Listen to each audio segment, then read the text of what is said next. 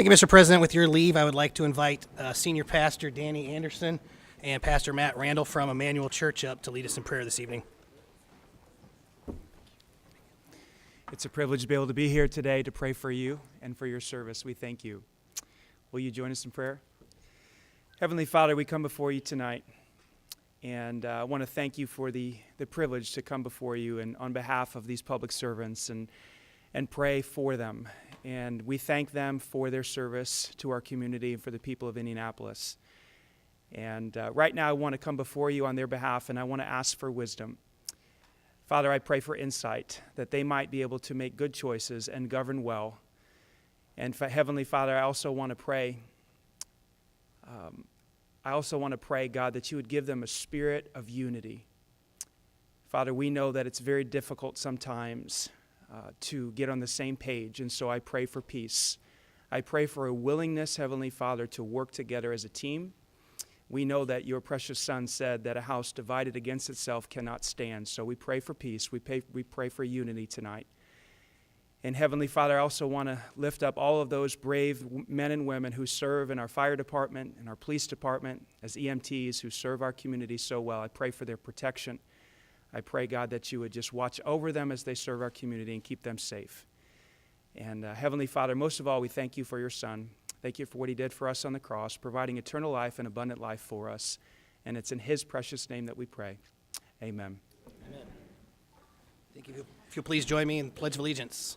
I pledge allegiance to the flag of the United States of America and to the republic for which it stands, one nation, under God, indivisible, with liberty and justice for all.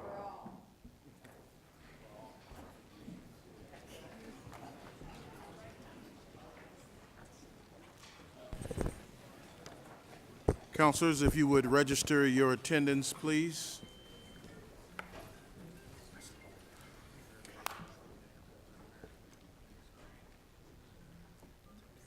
Please, it's my first time.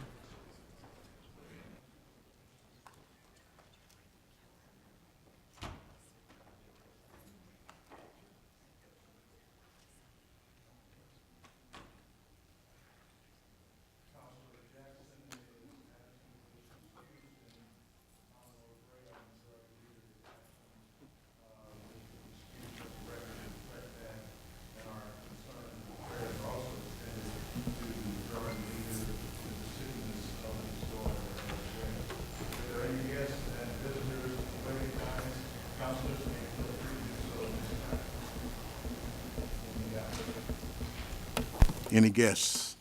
Yes, ma'am. Thank you, Mr. President. I would like to recognize a couple of people. One is Dr. Jeff Butts, who's superintendent of Wayne Township Schools. Thank you so much for coming out tonight.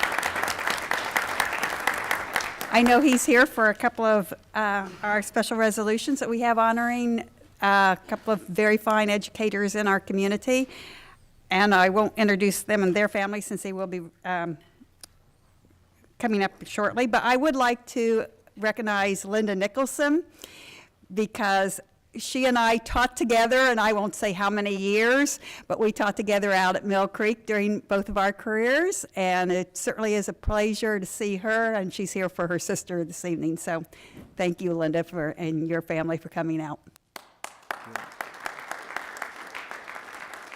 Counselor Feaster. Thank you, Mr. President. I'm not sure it's on. I wanted to recognize Pastor Matt Barnes and Pastors Tim Lindsay. They have graciously taken time out of their schedules to come and have a prayer caucus with anyone in the city-county building that would like to before every council meeting. So thanks to them so very much for their service. All right.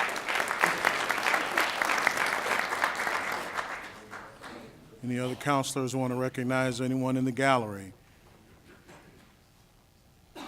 All right. Madam Clerk, would you please read the official communications? Thank you, Mr. President. Ladies and gentlemen, you are hereby notified that regular meetings of the City County Council and Police, Fire, and Solid Waste Collection Special Service District Councils will be held in the City County Building in the Council Chambers on Monday, January 29, 2018 at 7 p.m. The purposes of such meetings being to conduct any and all business that may properly come before regular meetings of the councils. Respectfully, Stephen J. Clay, President, City County Council. Ladies and gentlemen, pursuant to the laws of the state of Indiana, I caused to be published in the Court and Commercial Record and in the Indianapolis Star on Friday, January 12, 2018, a copy of a notice of public hearing on proposal number 412, 2017, and proposal number 1, 2018, said hearing to be held on Monday, January 29th at 7 p.m.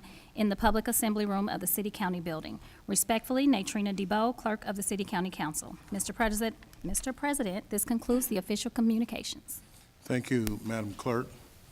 Do we have consent for the adoption? Mr. President. Mr. President. I hear who raised it? Counselor Simpson. Mr. President, I move to amend the agenda under the new business by the addition of a motion to place on the agenda the next regular meeting of the council on February 19, 2018, a special order of business to remove the president of the council. Duke. Hey, somebody gonna have to second. Is there a second? Let me see. Is there a second? Is there a second? Counselors, would you register, clerk, would you open the board? We just did a second. Given the gravity of the amendment, would you register your votes as the board is open? The green will be in the affirmative, and clear the board, Madam Clerk. Let's start again so I can give the instructions. The instructions for your votes, Counselor, in the affirmative is green, and the negative is red. You may go to the board.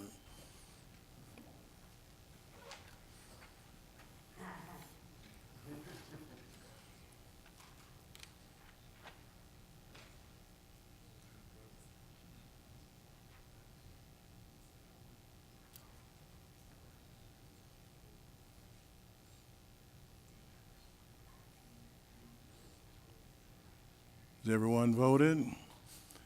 Let the record reflect the nays 11 and the yeas 12. Excuse me, Mr. President. I don't believe Mr. Miller. I'm sorry. You're out of order, sir. I appreciate you being here, but you're out of order. Yes, sir. Minority Leader.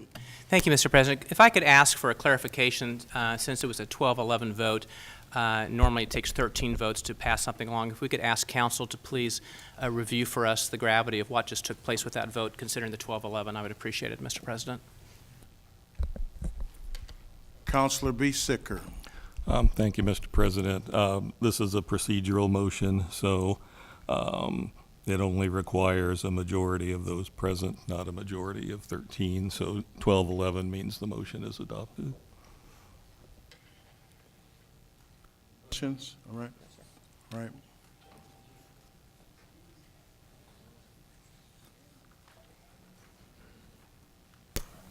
We will then proceed with the remainder of our agenda for tonight. Leader McQuillan.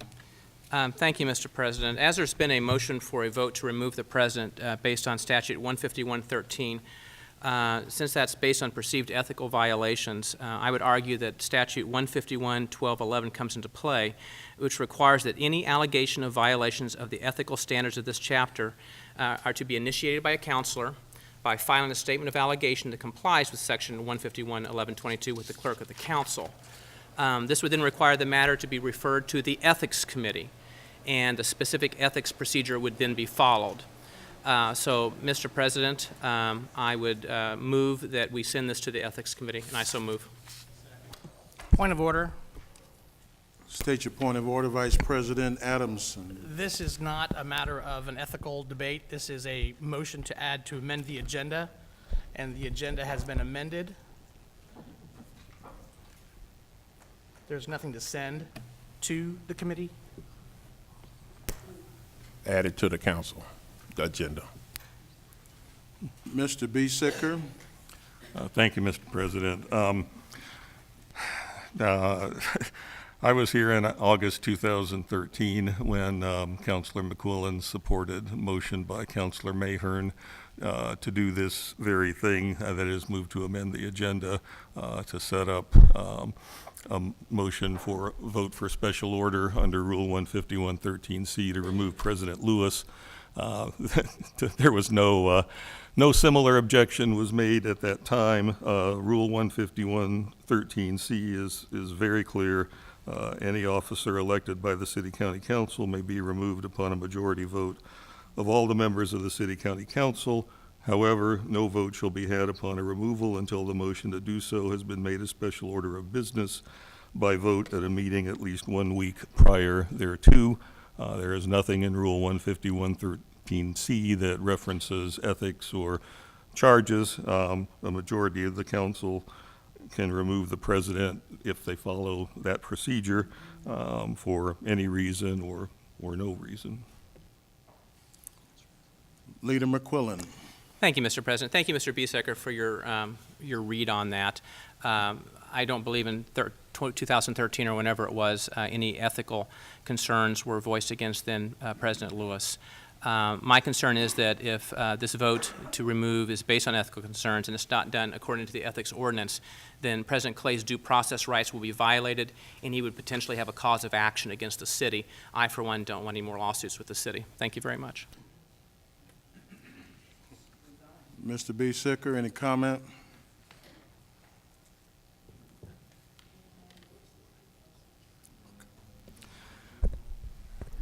Thank you, Mr. President.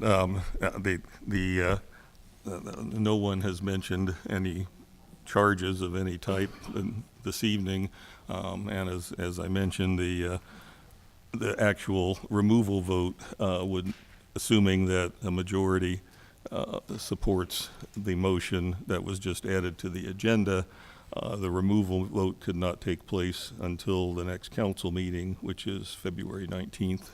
So there's certainly no requirement that anything be referred to or heard by the Ethics Committee. So far as I know, no ethics complaints have been filed against President Clay or any other counselor. All right, thank you, Mr. B. Sicker. Given the amendment having now been adopted and set for the next council meeting, we will move on. Oh, Mr. President, excuse me. I'm sorry, I just Mr. want to be clear that what happened, the motion to amend that was adopted actually adds to tonight's agenda under new business a motion to make removal of the president a special order of business at the next meeting. So there will be a second vote this evening under new business on the motion that was just added to the agenda. And if that motion is adopted, then the agenda of the next council meeting would include removal vote. At the next council meeting. Is that correct? Yes. Pardon? At the next council At meeting? the next council meeting, and the actual removal vote obviously is not a procedural vote. That would require 13 votes. So having made that observation, Mr. B. Sicker, we can proceed? Yes, sir. I think the next item would be to, if there are any, see if there are any further amendments to the agenda for this evening. Are there any further amendments to the agenda? Right. Then the agenda as modified is noted. Approval of journals. Madam Clerk. It's for consent. Can we get consent? Consent for the approval of journals? Consent. Thank you. This time, presentation and petition, memorial, and special resolutions and council resolutions. Proposal number 5, 2018, introduction on January the 8th, 2018 by Councilors Feaster, Evans, and McHenry, referred to the Committee on the Whole. Recognizes Catherine Rosh as the 2017 Indiana Association of School Principals Principal of the Year. Councilor Feaster.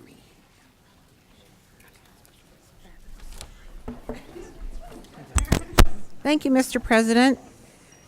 We have the honor of representing Ben Davis here tonight and to recognize a very, very special educator. And I am honored to begin this, and we're going to be dividing it up on the fly, if that's okay. City County Council Special Resolution Number 1.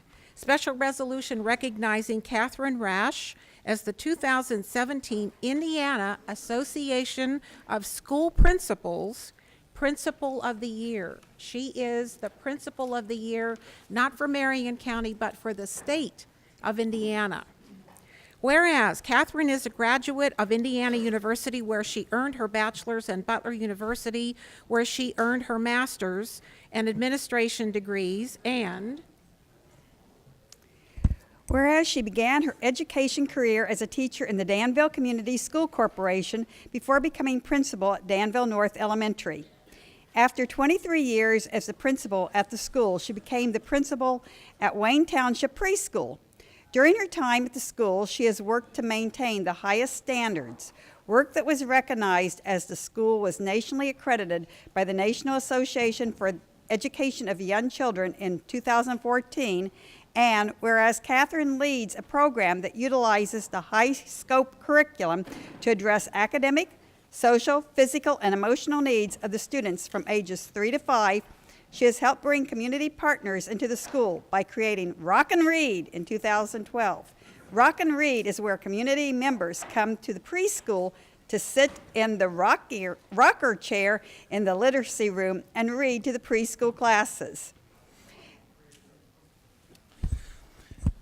There have been government officials, business members, local PNC employees, administration, Ben Davis University high school students, athletes, school board members, Urban League members, and others to share their love of literacy. And whereas, due to her outstanding leadership, the preschool has been recognized for its excellent work and has received the highest possible national accreditation under Catherine's leadership. And whereas her love of children, tireless participation, compassion for the teaching profession, and a caring attitude have made Principal Catherine one of the most popular principals in Wayne Township. Now, therefore, be it resolved by the City County Council of the City of Indianapolis and of Marion County, Section 1, the Indianapolis City County Council proudly recognizes Catherine Rash as the 2017 Indiana Association of School Principals Principal of the Year. Section 2, the council recognizes Catherine on her continued growth and success. Section 3, the mayor is invited to join in this resolution by affixing his signature here too, which he has done. And Section 4, this resolution shall be in full force and effect upon adoption of and compliance with Indiana Code. And Mr. President, I so move. Second. The proposal having been properly moved and second, all in favor, say aye. Aye. Opposed? Back to the sponsors. Thank you so much. I believe that this lady has a lot to tell us about education in the state of Indiana, so I will give the floor to Catherine. Thank you all so much. I wrote it down so I wouldn't stay here for 3 hours, so I'll try and keep it very short and sweet. First of all, thank you so much to the City County Councilor for this extraordinary recognition, and in particular to Councilors Feaster, McHenry, and Evans. What a great honor for Wayne Township Preschool and for the state of Indiana. To be named the Indiana Association School Principal of the Year is quite an honor, but then also to be the first preschool principal ever to receive that honor speaks to what early childhood is doing in the state of Indiana. As an educator, I know what quality early childhood can do for the children in our city and our county. To me, it's critical, and I think we're at a point right now where we can expand and grow but it takes all of us to support that. We also know research clearly tells us the significant impact that early childhood has. Shows that children that have quality early childhood programs have greater lifetime earnings, are less likely to be referred for special education, and fewer dollars are spent on crime and punishment for them. So thank you for this honor. I invite any of you to come be a Rock and Read person or just come to see Wayne Township Preschool. As we indicated, one of the state's largest fully licensed, past to quality level 4, and nationally accredited site. And it's only with the support of Wayne Township Schools and Dr. Butts that we're able to provide this great program for our community and for our children. So once again, thank you for this great honor and recognition. I appreciate it so much. Thank you. Thank you.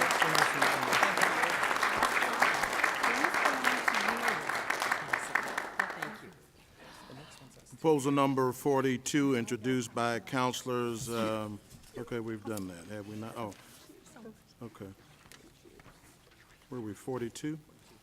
Proposal number 42, 2018, introduced January 29, 2018 by counselors McHenry, Feaster, and Evans to the Committee on Whole, recognizes Patrick Biggerstaff as the Indiana Association for Career and Technical Education Administrator of the Year. Thank you, Mr. President. It's always an honor to recognize terrific educators, wherever he hid here, and having two really wonderful honors for Wayne Township in the same year, and of course we've recognized them for some other things. It's just terrific, and I know I'm proud to say that I was a Ben Davis graduate, went all through my career in Wayne Township, so it really makes me proud to be able to honor such terrific educators as both of these. City County Council Special Resolution Number 2, 2018, a special resolution recognizing Patrick Biggerstaff as the Indiana Association for Career and Technical Education Administrator of the Year. Whereas Area 31 Career Center is way more than a high school. Area 31 is a high school with direction, hands-on learning, and real-world work experience. There are 11 different school districts where students come to attend the Area 31 Career Center, and 30 classes in which students have the opportunity to earn dual credits in high school and college, and Whereas at Area 31, there are many courses to choose from, such as advanced manufacturing, business and technology, communication, construction and manufacturing, and health and sciences, human services, public safety, and transportation. And whereas the Indiana Department of Education recognized Area 31 Career Center as a STEM certified school, the Career Center serves as a model for Indiana and is a great example of Indiana's commitment to teaching the STEM disciplines of science, technology, engineering, and math. And whereas Mr. Patrick Biggerstaff is the Director of Career and Technical Education for the Metropolitan District of Wayne Township. Councilor Feaster. Thank you. And whereas, besides leading the Area 31 Career Center at Ben Davis High School, Patrick has been heavily involved in career and technical education advocacy for the state, regional, and national level. This involvement includes services as president of the Indiana Association for the Career and Technical Education and legislative advocacy at the national level. And whereas this award recognizes professionals who have demonstrated leadership in ensuring teacher and student success and who have made significant contributions toward innovative, unique, and effective career and technical education programs, now therefore be it resolved by the City County Council of the City of Indianapolis and Marion County, Indiana, Section 1, the Indianapolis City County Council proudly recognizes Patrick Biggerstaff as the Indiana Association for Career and Technical Education Administrator of the Year. Second, the council recognizes Patrick on his continued growth and success. Section 3, the mayor is invited to join in this resolution by affixing his signature, which he has done. And Section 4, this resolution shall be in full force and effect upon adoption and compliance with Indiana Code. And Mr. President, I so move. Proposal has been properly moved and second. All in favor, say aye. Aye. Opposed? So ordered. Let the record reflect the same. Thank you so much. Thank you, and I would like to give the floor to Mr. Biggerstaff for a moment, but I'd like to take a moment of personal privilege to say I have been the recipient of some of the work that Area 31 has done. It was very professional, it was done very well, very competently, and it was a thrill to watch these young students be so proud of what they had accomplished. I'm also on the board for Area 31, so I get to meet with Patrick periodically and hear the amazing things that are being done. So let Patrick share some of those things with you. Thank you very much. I'd certainly like to thank the council for this honor and our local counselors, Evans, Feaster, and McHenry. They are a tremendous support to our students and our community locally, so thank you all very much. I'd also like to thank Dr. Jeff Butts for allowing me to serve in our community for 11 years now. I truly believe that the services that we offer to students are unmatched throughout the state. Our teachers, our students are passionate about blending academic learning with workforce development, which is something that's essential to the future success of our state. So again, I just feel privileged to work in this capacity, to be able to work alongside legislators, business leaders, and others to help support our students. It really is a blessing to me. So thank you very much. I appreciate the opportunity to be here tonight. Thank you. And we look for more great things coming out of Wayne Township. So keep up the great work. Thank you, councilors. Proposal number 43, 2018, sponsored by Councilors Wessler, recognizes the Belmont Lunch on their 100th anniversary. Councilor Wessler.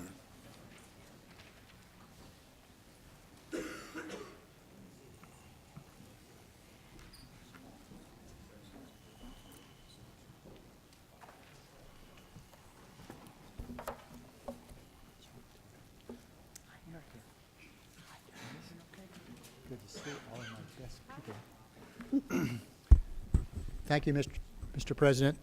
On behalf of myself and my friends and neighbors, we're very proud to have an establishment that lasts 100 years under the same name. And at this day and age, it's pretty wonderful. And they still make the best hamburger in town, so voted. The City Council of Indianapolis, Indiana, special resolution recognizing the Belmont Lunch, formerly also known as the Working Man's Friend, on the 100th anniversary, whereas the RAG in the southeastern of Europe, the rage, before the Great War of 1914, the Macedonian immigrant Louis Mstamakan traveled to the United States through Ellis Island and Turkish passport, eventually settling in Indianapolis, Indiana. Whereas in 1918, they opened a restaurant bar called the Belmont Lunch. The lunch and began as a one-room eatery with a dirt floor and no roof, located at the corner of Belmont and Turner Avenue. And whereas during the Great Depression, many of the railroad workers and other hard laborers were short of money, so Louis loaned them food and compliments on credit, and they were to pay the loan back when they received their wages. And whereas Louis married a Shelbyville young lady, and they had two boys, Carl, born in 1921, and Earl, born in 1923. When Louis passed away in 1946, his boys took over the restaurant and began a new building. A new facility was built around the original building, and pieces of the old bar were transported out. Meanwhile, business continued as usual, even during construction. And whereas the grand opening of the tavern took place in 1952, and Carl became sole proprietor in 1965, Mary Alice has been the inspiration and backbone of the restaurant for over 50 years. She is responsible for the great food and memories that have passed through the doors over the years.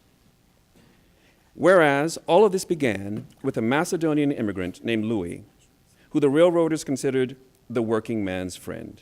Now, therefore, Be it resolved by the City County Council of the City of Indianapolis and Marion County, Indiana, Section 1, that the Indianapolis City County Council proudly recognizes the Belmont Lunch, also known as the Working Man's Friend, on their 100th anniversary. Section 2, the council extends their best wishes for continued success at the Belmont Lunch. Section 3, the mayor is invited to join us in recognition of affixing his signature herein. Section 4, the resolution shall be in full force and effect upon adoption and compliance with Indiana Code 36-3-4-14. I so move. The proposal having been properly moved in second, all in favor say aye.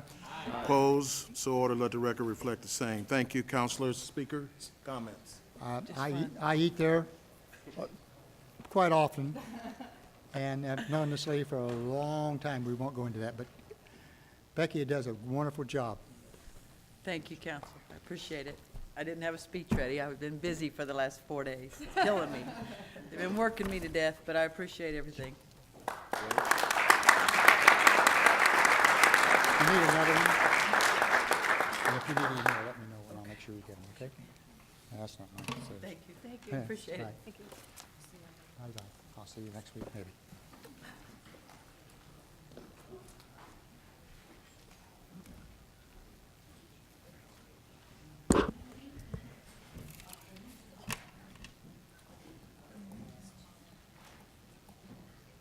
All right, thank you. Proposal number 346, 2017 was referred to the Administration and Finance Committee and reappoints Leroy Robinson to the City County Audit Committee. Chairman Simpson. Thank you, Mr. President. The Admin and Finance Committee meeting reappoint Leroy Robinson to the City County Council Audit Committee. It came out of committee 8-0, and I so move. Can we do this by consent, or do we need a vote, Madam Clerk, on the board? Vote on the board. Councilors, you register your vote on the board. Comments from councilors?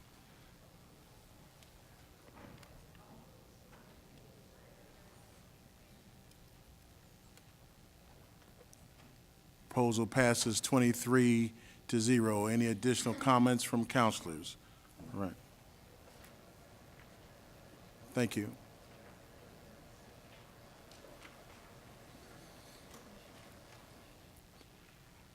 The next six proposals, numbers 366, 369, 372, 374, 376, 377, 2017, are all appointments, and were all referred to the Public Safety and Criminal Justice Committee. Councilor Kreider.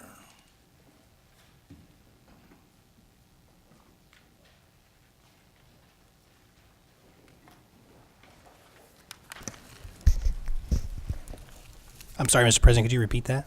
This is proposal number 366, 369, 372, 374, 376, 377, 2017 are all appointments and were all referred to the Public Safety and Criminal Justice Committee. Are you prepared to give that report? I do not have the report for public safety. I have Public Works. Counselor Evans, do you have the minutes then? Would you Mr. share them, President, please? I do have the minutes. With your permission, Mr. President, I'd like to place proposals number 366, 369, 372, 373, 374, 376, 377 together. Consent. Okay. With consent, Thank you, Mr. President. Proposal number 366 reappoints Brian Toohey to the Marion County Public Defenders Board. Proposal number 369 reappoints Jennifer Norton to the Citizens Police Complaint Board. Proposal number 372 reappoints Johnny Underwood to the Reuben Engagement Center Board. Proposal number 373 reappoints Casey Banks to the Domestic Violence Fatality Review Board team. Proposal number 374 reappoints Caroline Fisher to the Domestic Violence Fatality Review team. Proposal number 376 reappoints Kay Sue Leonard to the Domestic Violence Fatality Review Team. Proposal number 377 reappoints Kelly McBride to the Domestic Violence Fatality Review Team. All were with a due pass recommendation of a vote of 8-0. I so move. Second. Comments from councilors? Seeing none, go to the board for our votes.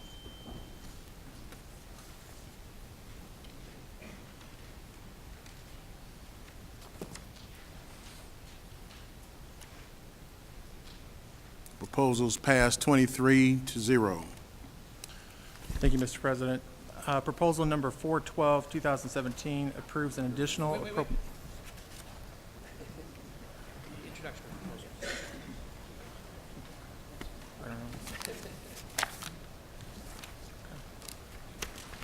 Madam Clerk, thank you, Mr. Vice President. Madam Clerk, introduction of proposals. Thank you, Mr. President. Proposal numbers 13 and 14, both refer to the Administration and Finance Committee. Proposal number 13, introduced by Councilor Simpson, approves the mayor's appointment of John C. Kraus as hearing officer to preside over the administrative adjudication of parking citations and environmental violations. Proposal number 14, introduced by Councilor Simpson, determines the need to lease space in the Lawrence Fire Department Fire Station at 7620 Oak Landing Road for use by the Indianapolis Fire Department. Proposal numbers 15 through 23 all refer to the Metropolitan and Economic Development Committee. Proposal number 15, introduced by Councilors Osley, Adamson, and Miller, reappoints James T. Kinley to the Indianapolis Historic Preservation Commission. Proposal number 16, introduced by Councilors Jackson and Lewis, reappoints Russell Brown to the Fort Benjamin Harrison Reuse Authority. Proposal number 17, introduced by Councilors Fanning and Jackson, appoints Clara Glaspie to the Indianapolis Housing Agency Board of Directors. Proposal number 18, introduced by Councilors Osley and Jackson, reappoints Roderick Bohannon to the Metropolitan Board of Zoning Appeals, Division 1. Proposal number 19, introduced by Councilors Osley and Jackson, reappoints Mary Kelly to the Metropolitan Board of Zoning Appeals, Division 2. Proposal number 20, introduced by Councilor Jackson, reappoints Kim Boyd to the Metropolitan Board of Zoning Appeals, Division 3. Proposal number 21, introduced by Councilor Clay, appoints David Green Sr. to the Metropolitan Development Commission. Proposal number 22, introduced by Councilor Jackson, reappoints Anthony Bridgman to the Board of Business and Neighborhood Services. Proposal number 23, introduced by Councilor Adamson, approves an amending declaratory resolution and 2018 plan of the Metropolitan Development Commission to expand the Near East Side redevelopment area to create the Ford Plant Allocation Area to capture property taxes generated from the incremental assessed value of real property and to add the rehabilitation and equipping of the vacant Ford Motor Company assembly plant and the reuse for residential apartments, office space, retail space, and on-site public and private parking to the original plan for the redevelopment area. Proposal numbers 24 and 25 both refer to the Parks and Recreation Committee. Proposal number 24, introduced by Councilor Oliver, reappoints Joseph Wins to the Board of Parks and Recreation. Proposal number 25, introduced by Councilors Oliver and Ray, approves a request of the Department of Parks and Recreation to purchase certain real estate owned by the estate of Yvonne P. Hartsock for a parks project at 2609 Senauer Road. Proposal numbers 26 through 30 all referred to the Public Safety and Criminal Justice Committee. Proposal number 26, introduced by Councilor Robinson, reconfirms the Marion County Public Defender Board's nomination of Robert J. Hill as the Chief Marion County Public Defender. Proposal number 27, introduced by Councilors Evans and Clay, reappoints Renee Turner Pack to the Board of Public Health and Safety. Proposal number 28, introduced by Councilor Clay, appoints Jill Johnson to the Marion County Community Corrections Advisory Board. Proposal number 29, introduced by Councilor Clay, amends the membership of the Community Corrections Advisory Board to conform to House and Road Act 1218, 2017. Proposal number 30, introduced by Councilor Clay, approves an amendment to the 2015 restated Marion County Sheriff's Department Personnel Retirement Plan. Proposal numbers 31 through 39 all refer to the Public Works Committee. Proposal numbers 31 and 32, both introduced by Councilor Gray. Proposal number 31 reappoints Henry Williams to the Board of Public Works. Proposal number 32 approves a request of the Department of Public Works to purchase certain real estate owned by Butler University for the department's Little Eagle Creek Levee Segment Rehabilitation Project. Proposal number 33, introduced by Counselor Adamson, authorizes intersection controls at Ralston Avenue and 33rd Street in District 17. Proposal number 34, introduced by Counselor Evans, authorizes weight limit restrictions in the residential neighborhood encompassed by Waldemere and Mickley Avenues in District 22. Proposal number 35, introduced by Counselor Gray, authorizes intersection controls in the Falcon Lake subdivision in District 8. Proposal number 36, introduced by Counselor Evans, authorizes parking restrictions on Chelsea Road between Lyndhurst Drive and Dunlap Avenue in District 22. Proposal number 37, introduced by Counselor Simpson, authorizes intersection controls at Clifton Street and 36th Street in District 7. Proposal number 38, introduced by Counselor Miller, authorizes a speed limit reduction in the Tibbs Avenue and Maywood Road area to 25 miles per hour in District 16. Proposal number 39, introduced by Counselor Kreider, authorizes a speed limit reduction in the Meridian Woods Village subdivision to 25 miles per hour in District 23. And proposal numbers 54 and 55, both referred to the Metropolitan Economic Development Committee, both introduced by Counselors Osley and Jackson. Proposal number 54 reappoints Craig Von Dalen to the Metropolitan Board of Zoning Appeals in Division 3. Proposal number 55 reappoints Mark Young to the Metropolitan Board of Zoning Appeals Division 2. Mr. President, this concludes the introduction of proposals. Thank you, Madam Clerk. Special orders, priority business, proposals numbers 45 through 48, rezoning ordinance, introduction by Councilor Jackson to the Committee of the Whole, rezoning ordinances certified for approval by the Metropolitan Commission on January the 19th. Also, I'm going to read both of them and then ask for that, Mr. Vice President. Proposal numbers 49 and 53, 2018 rezoning, introduced by Councilor Jackson to the Committee on the Whole, rezoning ordinances certified for approval by the Metropolitan Development Commission on January the 19th, 2018. If no counselor wishes to call these down, they will pass into law. Seeing none, so ordered. Special orders, public hearing. Proposal number 411, introduced December the 18th, 27, by Councilors Simpson, Johnson, Lewis, Gray, and Jackson, referred to the Administration and Finance Committee. Chairman Simpson. Thank you, Mr. President. Proposal 411, authorize the issue of notes in the aggregate principal amount not to exceed $55 million for the purpose of providing funds to be applied to the cost of the site preparation, construction, mobilization, and related engineer, planning, design, and consulting in connection with a proposed community justice campus. The procedure, therefore, of the state of the council interest is making a purchase of land, ratifying the appointment of the appraisal with respect to the purchase of the land, state the need to lease certain properties, and waive the application of revised code chapter 186 with respect to the purchase of land or leased property. At this time, Mr. President, I want to call up Chief Counsel Andy Mallard and look like Tim is the Mariota, and anybody else coming, Tim? Y'all got some more?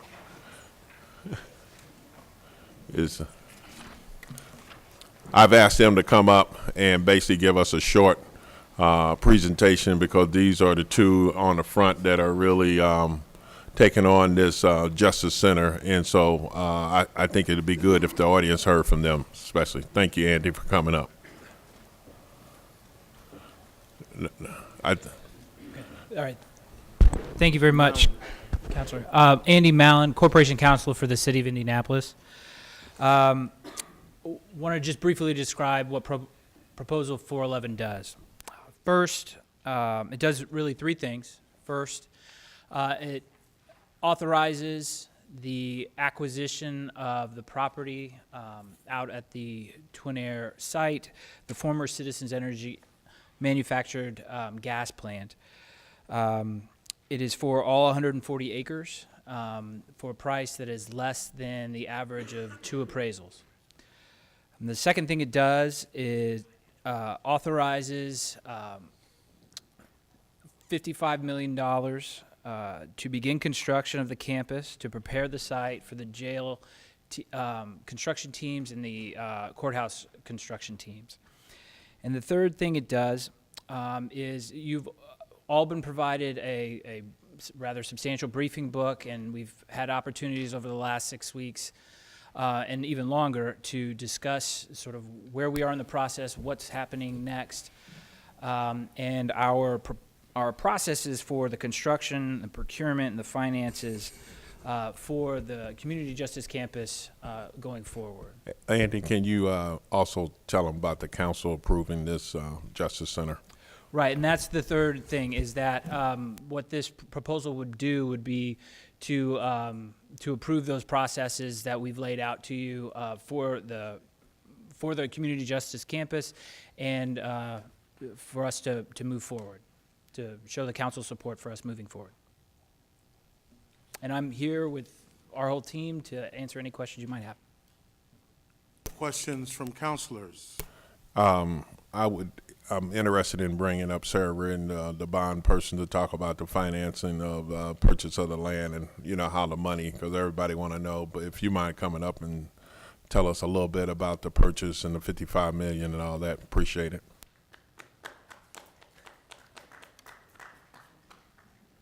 Thank you, Mr. President. Mr. Chairman, the purchase of the land was really negotiated by Andy Mallon and his team. And he can give you more details on that. But as far as the financing is concerned, you'll recall that we were here earlier last year to seek authorization for a short-term borrowing of $20 million to get us started with design consultants. And we have begun spending that money. I'll return to that in just a second.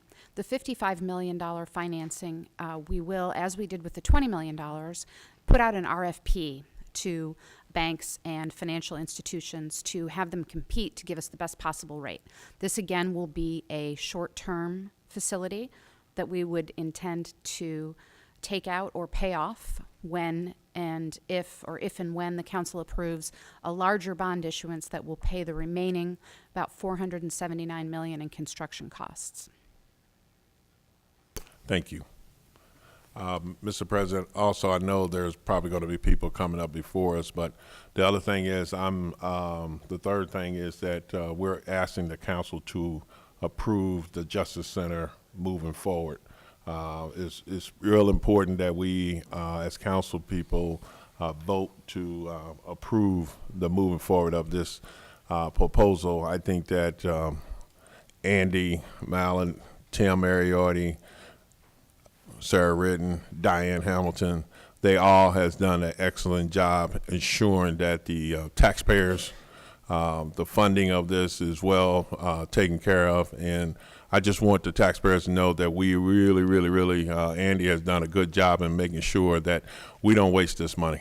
We make sure that it's there. I think the presentation, if you was able to see it at the Admin and Finance Committee, is well grounded and well rounded. So I would say the neighborhood people are going to be probably coming before us if we open it up to the public. But I just ask this council for support in supporting the Justice Center. Thank you. Vice President Adamson. Thank you, Mr. President. I know that for a lot of us here and a lot of people who are at home watching and that are here in the audience, one of the concerns that has been brought up on a number of occasions is the privatization of jails. I wanted to let everyone know that the administration has said over and over again that they don't support that, and we are currently working on a revision of the city code to include that as a matter of ordinance, that the jail will not be privatized. So that will be upcoming next. Thank you. Additional comments from councilors? Mr. Mullen, let me ask you a question real quick if I can. The proposal number 411 tonight before this body for consideration is specifically for the $55 million. Is that correct? Yes, sir. It It authorizes. does not contemplate the remaining portion of dollars needed for the construction of the criminal justice complex. Is that correct? It does not specifically authorize any additional money beyond the $55 million in the resolution. The presentation that we made to the Admin and Finance Committee and sort of our plans going forward does reference and contemplate the acquisition of or the future authorization of additional dollars. But what's before us tonight is the $55 million for consideration, and you will come back at some time to be determined with regard to the remainder of dollars needed to complete or commence. Is that correct? Yes. Okay, thank you. Additional questions from counselors? Counselor Miller. Thank you, Mr. President. Not so much a question, but I wanted to compliment the administration as the counselor that had the previous site in my district for the Justice Center. One of the biggest things I think that was missing was helping the community rally around how this is not just a jail. This is a criminal justice campus. This is huge economic development. This is going to bring in much benefit to the surrounding area if it's done in a way that the surrounding area is part of the process. And while Twin Air has never been in my district, I worked with them a lot when I was a Sen board member. I can tell you that, and Norwood as well. The neighborhoods love the fact that you have worked with them, that you've made this something that will benefit them as well. So I just really want to compliment the administration on that. That was a big piece that was missing before. In addition to other, maybe the strategy and some of those things and the politics, a key is reaching out to the community. Anytime we do that as a city, it's always going to be better. So thank you, sir. Mr. President, Counselor Simpson. This came out of committee 8-0, and I so move.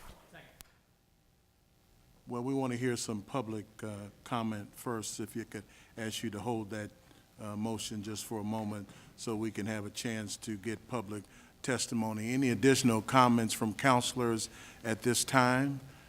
We have public that are here tonight to weigh in on proposal number 411. 16 have registered so far with the clerk. She will call your name. You have been allotted 2 minutes by the clock.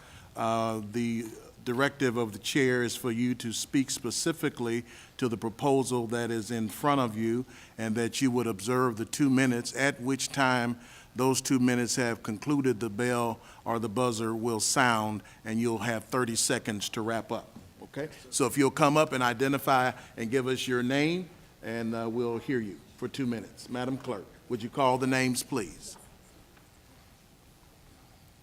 John Couch, Pete Wojtowicz,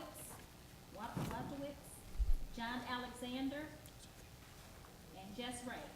If she called your name, would you please come to the aisle and be prepared to speak so we can maximize our time? Yes, sir. Right. Thank you. You may begin. On proposal 411, I suggest to the city council you vote no as the way is proposed. There is already 4 facilities available immediately, and this is the processing center, CCA, you got Marion County Jail, and you got a whole basement underneath here. That can, $55 million can go to redo these. The processing center can hold all the level 1s and 2s with the murders, rapists, whatever.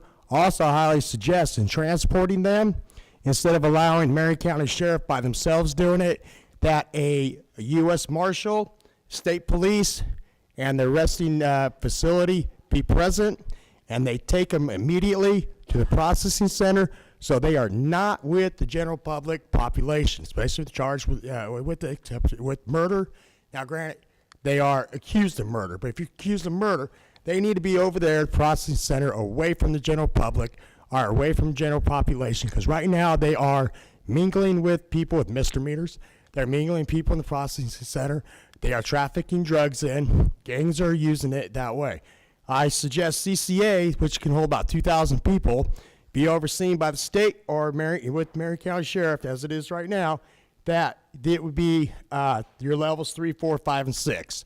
And that would free up space so all the misdemeanors, which is, very low-level crimes are sitting over here at the county jail.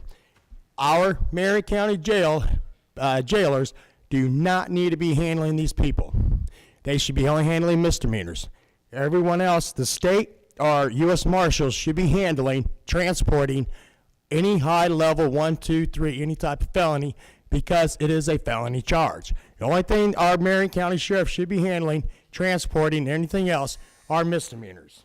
And I highly suggest spend $55 million and redo these facilities. Also redo this building, because this is a beautiful building and it needs to stay here in the city of Indianapolis, in the middle of it. And as a Marion County registered voter, I live at 8845 Jackson Street and in Wayne Township, where I've been a head soccer coach and a head speedway at head coach Speedway. Thank you very much for your time. Thank you.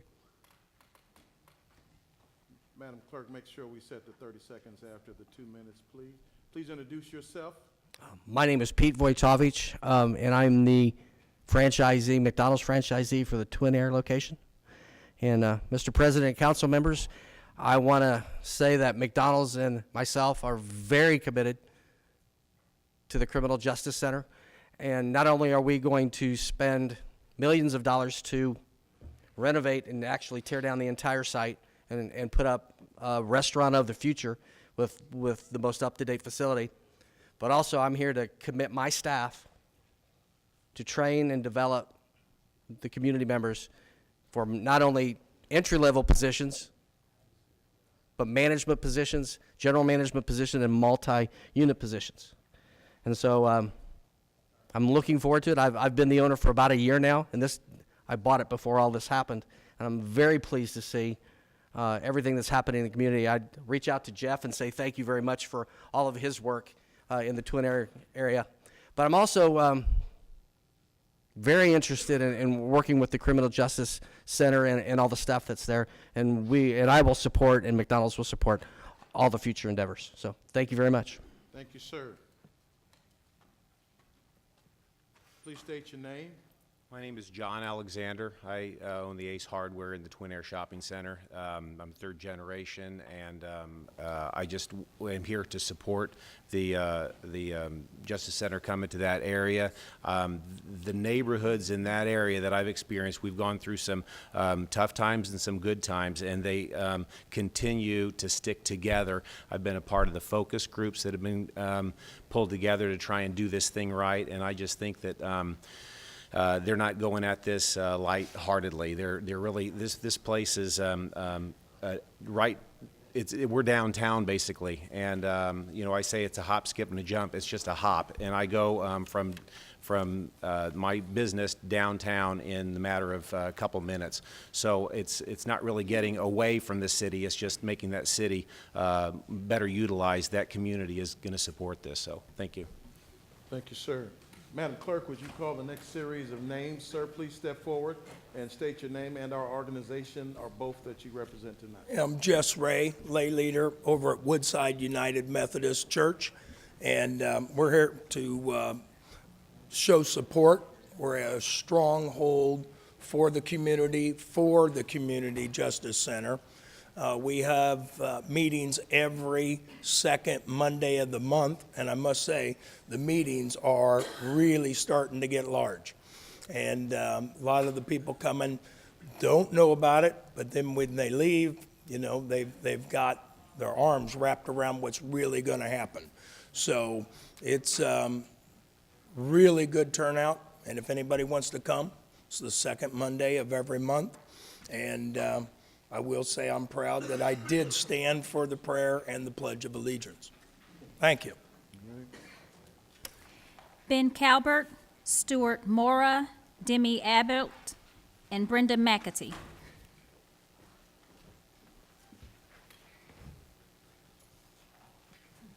If you all come to the center aisle, state your name and organization. Thank you for coming. My name is Ben Calbert. I live in Council Johnson's district, and I'm here in support of the Criminal Justice Complex. I grew up on the east side and received mental health treatment through Eskenazi Health.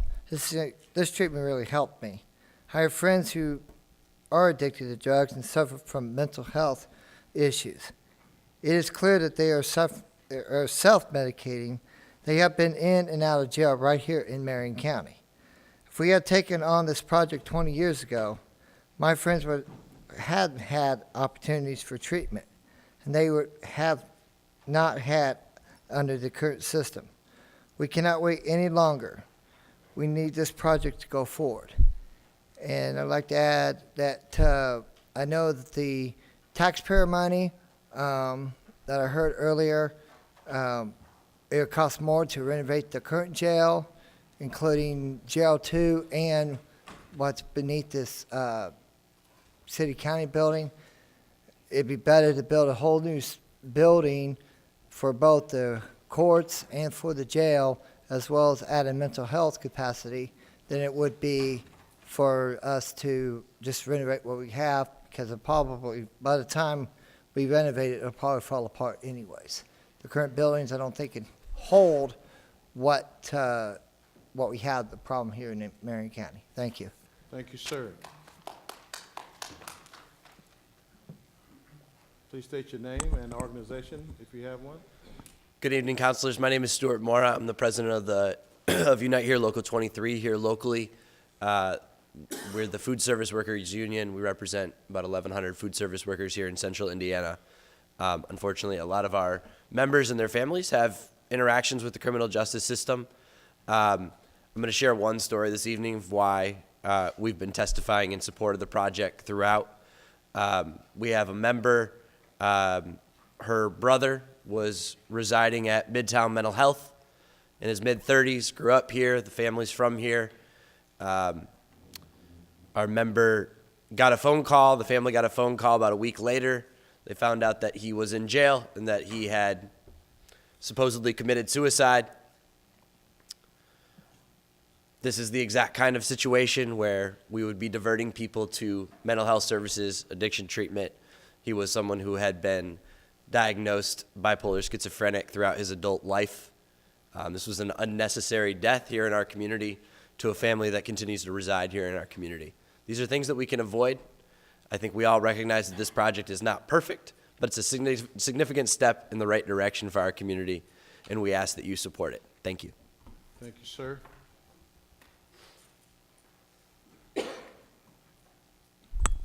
My name is Demarise Abbott. I'm a teacher on the near west side, serving the 4 neighborhoods over there, Stringtown, Hawville, Hawthorne, and We Care. I've taught there for 3 years, and I've seen a lot in the students that I have taught in those 3 years. And unfortunately, I'd say about 15 to 30% of my students have a parent that's been incarcerated. And all of them have been raised in poverty, and we all know that students raised in poverty are more likely to end up incarcerated themselves, especially if they have a parent that's been incarcerated.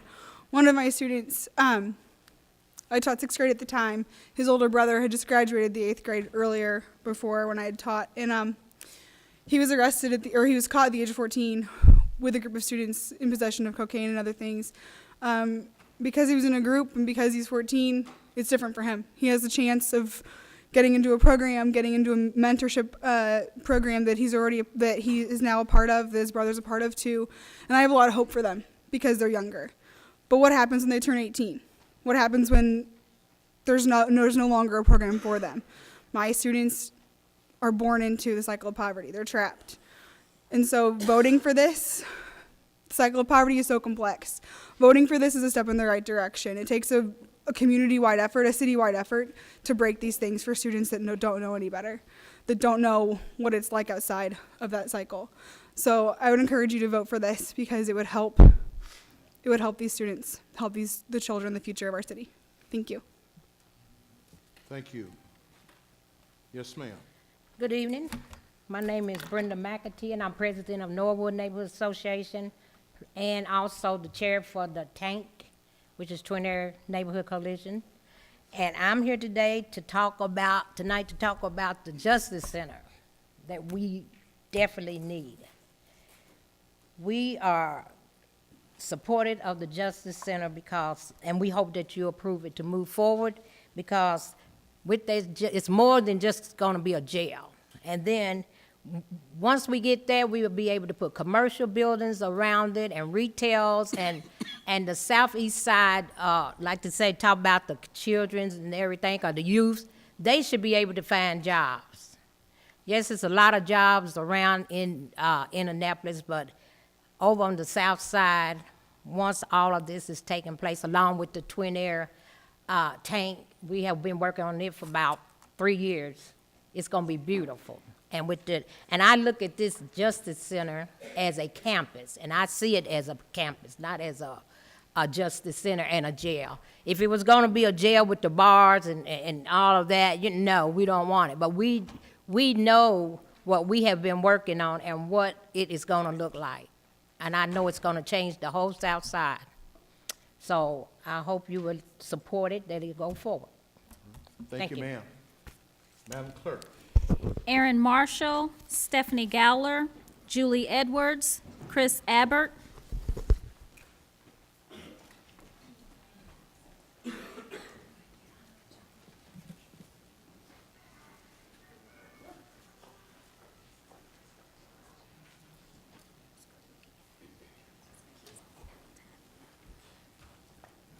Thank you. Please state your name and organization. Hi, my name's Erin Marshall. I'm with the No New Jail Coalition.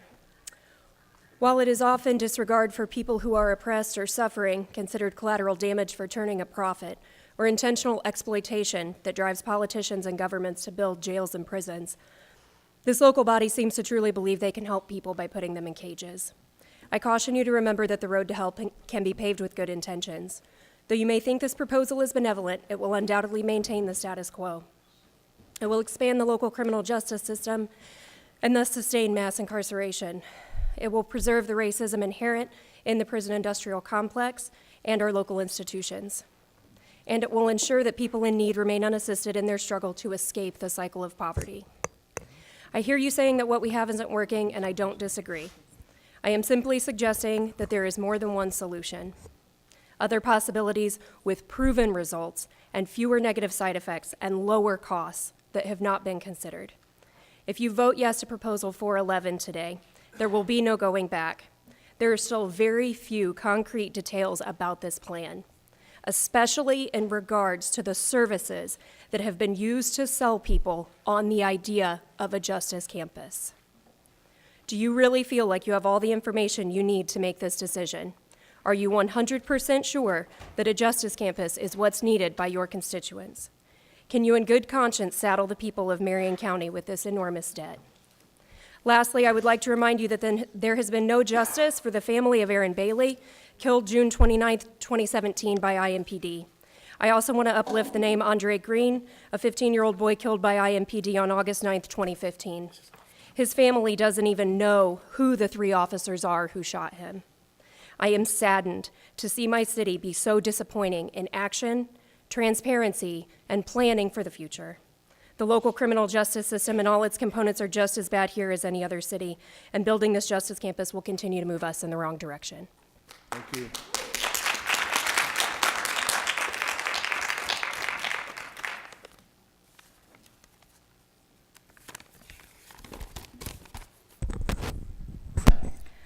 My name is Julie Edwards. I am not so naive as to believe that there is anything that I will say here today that will have any effect on anyone's vote. The backroom deals were made long ago, so I'm here today simply to tell you what I wish. I wish black school children weren't 4 times more likely to be singled out for suspension starting in preschool. I wish that the school-to-prison pipeline was not a thing. I wish that black children were not disproportionately sent to adult prison. I wish we had an affordable and ethical healthcare system accessible to all, so those with chronic pain and other illnesses don't have to self-medicate or turn to highly addictive and destructive opioids. I wish that those with serious medical conditions who are helped by a simple plant could use that plant legally. I wish that our society did not criminalize homelessness, the mentally ill, addicts, the poor, and being black.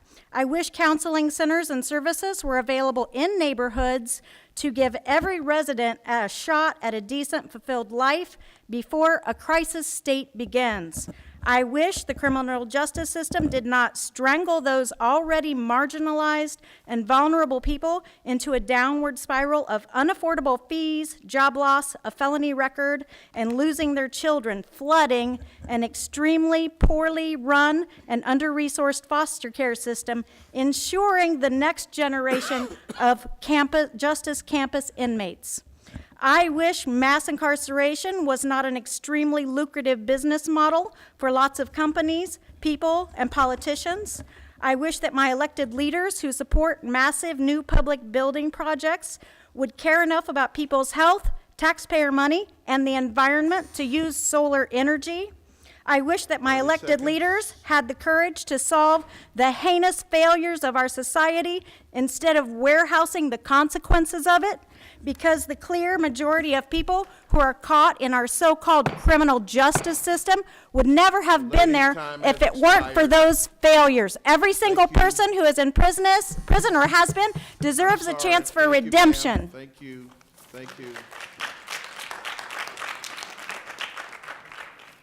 Hi, my name is Stephanie Gowler. I'm a resident of District 12 in Irvington, and I'm here tonight to ask you to vote no on Proposal 411. I attended the Admin and Finance Committee meeting a few weeks ago where this proposal was discussed and was very disheartened to hear when someone asked why there are going to be more beds in planned for the new jail when the purported aim of the Justice Campus and the associated interventions are to divert people from the system and reduce the number of people in jail. The answer to that question was that the new jail size is one that our city will, quote, grow into over the next 30 years as the population grows. Our goal should not be to grow into a jail. That mentality is a step backwards, a step in the direction of mass incarceration. More jail beds creates an incentive to keep them full. I'm also bothered by the fact that for all of the talk about how this proposal is innovative and different and will bring much needed mental health services to the neighborhood, the Assessment Intervention Center seems very much like an afterthought. During the presentation at that Admin and Finance Committee meeting, the jail design was discussed in great detail. It is very clearly the priority project on this campus, while the assessment facility seems barely sketched out and is last on the list for planning and construction. The details of how the assessment center would function are fuzzy at best, even though this is allegedly the cornerstone of this proposal. $55 million is a lot of money. $570 million, or whatever the final total is a lot of money. There are so many other ways this money could be spent to improve the lives of Marion County residents. For starters, we could invest in community-based mental health programs and facilities that are not at all connected to a jail built on toxic land. I know there is a lot of momentum for this proposal, but it does not have to be a foregone conclusion tonight. Please vote no. We can take a step back and work towards something that is not just different, but better. Thank you.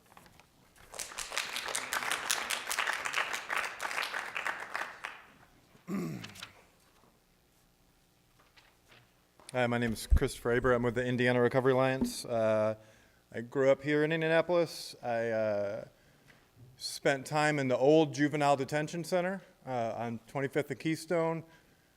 We were told that the new juvenile center would be a better model.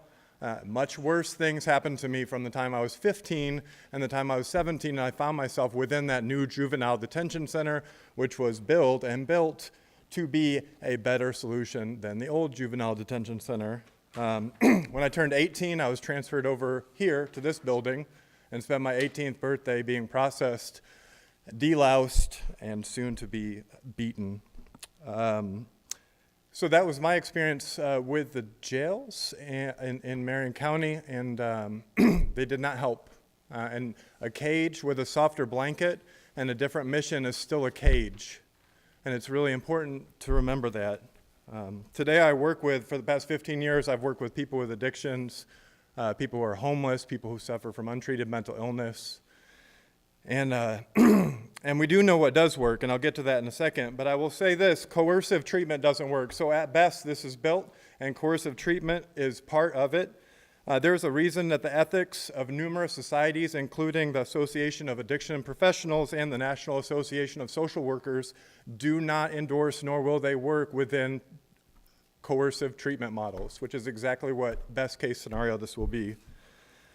What we do know works are to dismantle racialized drug policies that lead to disproportionate amount of African American and Latinos in prisons and jails all across our country that have led to mass incarceration. We know that programs like the IMPD food program work to divert people away from crime and to create trust and safety in neighborhoods. We know that pre-arrest diversion programs, somewhat similar to the one that Chief Roach is implementing right now, work. We know on-demand treatment centers, decriminalizing possession and paraphernalia, housing first models for our nearly 9,000 homeless folk in town. And this is on the call of the need for this prison. No, we need housing, job development, community, secure housing, food, mentors for youth, detox, medically assisted treatments. People are so desperate for jobs and safety that they will don green shirts and come in here and beg you to build cages to put their fellow community members in.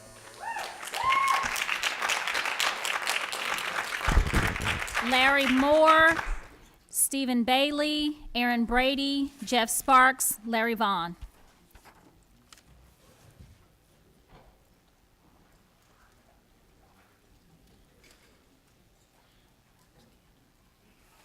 Okay, my name's Erin Brady. I'm a District 17 resident and an assistant professor at IUPUI. But today I'm here on behalf of the No New Jail Coalition. I believe the current details of the Community Justice Campus proposal demonstrate the city's belief that its residents' experiences of mental health issues, substance addiction, homelessness, and resource scarcity are equivalent to criminal behavior. The city and councilors have touted the proposed campus's consideration of mental health and substance addiction, but the HOK facilities cost analysis allots only $9 million to the Assessment and Intervention Center, while similarly saying it's going to be $350 million for the jail facility itself. Even the building process is prioritizing the jail and the courthouses to be built now, immediately, while delaying the service-oriented facilities, and it's unclear how the AIC Health Services will be funded and delivered at the scale that has been imagined and promised. The facilities will be located on the former Coke plant site, which contains numerous contaminants. That means it will never be appropriate to be a site for homes or schools. But we're still willing to warehouse our neighbors on this site instead of addressing some of the systemic issues that impact them head-on. The co-location of the jail facility and the Assessment and Intervention Center, even if they're separated by the Pleasant Run Creek, will apply what Michelle Jones calls the taint of criminality to any person who is impacted by the Justice Campus, whether they come out of it with something on their record or not. So I urge the council to vote against this proposal in a clear demonstration that the city should instead turn their time, attention, and money towards solving the underlying problems of poverty and racism that lead to people being jailed in this city. Additionally, I just want to say I really appreciate Councilor Adam acknowledging concerns about the privatization, but I would suggest that you at least delay this vote until that amendment is codified in law. Thank you. Thank you. Hello, my name's Stephen Bailey. I'm here on behalf of the Weekend neighborhood, which is directly east of the proposed Twin Air location. I'm the vice chair of the Twin Air Neighborhood Coalition. I'm here to show support for the Justice Campus. In 2016, we were given the opportunity to be a part of Great Places 2020, and the top question out of that was, what's happening with the citizens' property? The immediate answer was nothing. They were going to clean it up, and 140 acres of nothing right next to a redevelopment area is kind of taking the hot air out of that accomplishment that we've tried so hard for years to be a part of. We're trying to innovate our criminal justice center, and we need more efficient facilities. We need to have better logistics. We need to address the substance abuse and mental health issues, which is a culmination of this entire project. I am in support of it, and I ask you to as well. Thank you. Thank you, sir. Hi, Jeff Sparks. I'm the convener for the Twin Air Great Places. And I wasn't going to speak, but there are several people who wanted to be here, but the flu got a lot of them. So most notably, Amber Broughton, who is the outgoing chair of the Twin Air Neighborhood Coalition, Jasmine Ray, the president of We Can, and Ann Holy, who's the president of Christian Park, all sick. Rachel Cooper would be here, but her granddaughter tonight is receiving a special honor and a $10,000 scholarship, so she wanted to be by her side. And Jude Odell of Twin Air is teaching many of your constituents right now at the Arts Center in Broad Ripple. I want to thank Mayor Hogsett and his team, led by Andy Mallon, for being accessible to these neighbors at every turn to help us understand the impact of this will have on the community. A special thanks to Councilman Simpson and his committee for their unanimous support of this, and a very special thank to 3 councilmen who've walked beside us. First, Blake Jackson, who represents this area, and to Zach Adamson and Jeff Miller, who have stood by us in many ways. Thank you. Thank you, sir.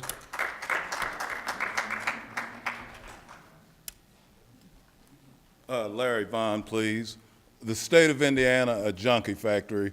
That's where this conversation has been going this evening, because every speaker who have come up here have mentioned drug-related problems in some way or the other. And this is just another junkie factory that you're getting ready to construct now. But that's not the worst thing that I see here tonight. The worst thing that I see here tonight is that you're going to build this place, and all those people, that's my community, that are sleeping under the bridge embankments, that are going in for drug treatment, that maybe have a felony on their record, will not be able to get employed there. They will not be able to get employed on the construction end, because I've examined the documents. There's no provision to go to these people who are living in the streets now to say, come and let's do some work, let's do some day work. No provisions whatsoever. So these people who are supporting this issue tonight, they may be compared to some people 80 years ago when they were bringing concentrations to German cities as a way of doing economic development, so-called. So if this council lets this issue pass out without any provisions for the people in my community who are sleeping under these slope walls and sleeping and having to be ran out ever so often by police and water cannons, this issue is going to be one that's going to really hurt this community, because you're just trying to mitigate the course that Indiana have taken a long time ago to disregard their own workforce and make it impossible for a person to get a job. You make it impossible when you come in here in this room and you let these contracts pass through without provisions to help the people in these communities that really need it. In most cases, these people are being driven out of these communities, and this is a fact, but you're overlooking the main thing, basic human need. People need to work. You're not addressing that fact. You're addressing how beautiful the building is going to be, what the bond issues are going to be on it and so forth, but you're not addressing the heart of the matter.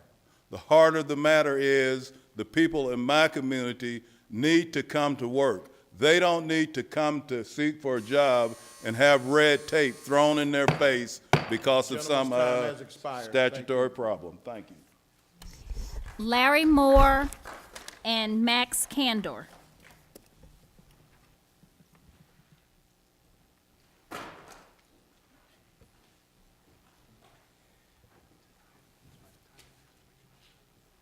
Hi, my name is Max Cantor. I'm from District 2. I'm with the No New Jail Coalition. I'm also a historian. I study the history of policing and prisons in this country. We're 50 years into a system of making choices to solve our social and economic crises and problems with caging human beings. There are 2 million people in federal jails and prisons. There are 7 million people in this country under some sort of carceral control, whether that's probation, parole, jail, or prison. Expanding a criminal justice system through a campus in Marion County merely expands the system of mass incarceration under another name. It merges mental health institutions to a criminal justice solution. Those do not have to be merged together. You can solve problems of social and economic inequality, of economic development, of problems of education in ways that are separate from a criminal justice problem. They do not have to be the same, and if these are about choices we make as a society. And everyone here, no one has questioned the fundamental choice that everyone seems to be assuming is that a criminal justice solution is the way to solve all of these problems. And that just by making it one of mental health rehabilitation that you'll actually solve the problem of mass incarceration. And so I urge you to vote no on this, and if not, just you have to think about how complicit you are in expanding and continuing a system of mass incarceration in this country. Thank you. Thank you, sir.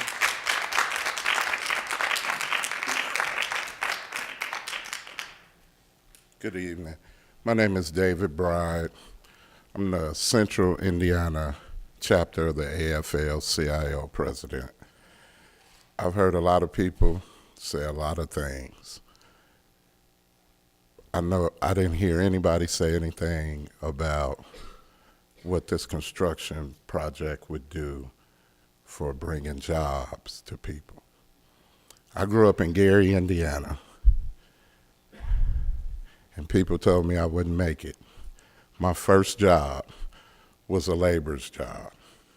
I've worked my whole life in this union and these good-paying construction jobs, and now that I'm a member of ASME, DPW also, have been great to me. I heard people say things about mass incarceration, black people. Well, I'm a black man, so I'm gonna tell you. Growing up in Gary wasn't easy. Neither was catching brick. You didn't want to pick up a gun when you was catching brick all day. So a good hard-working job, good benefits, leads to one thing, a good community. Thank you. Thank you, sir. Any other members of the public that did not sign up that would like to speak to proposal number 411? Additional question before we get to the councilor. CFO Brown, any comment you'd like to make with respect to proposal 411? Just that, along with our controller, Fatty Codora, and Diana Hamilton, we have met with the finance team, and we recommend that this proposal pass with the knowledge that we do have the necessary funding to pay the debt and the operations and maintenance of the new facilities. Thank you, sir. Additional questions or comments from councilors? Seeing none, let's go to the board for our vote.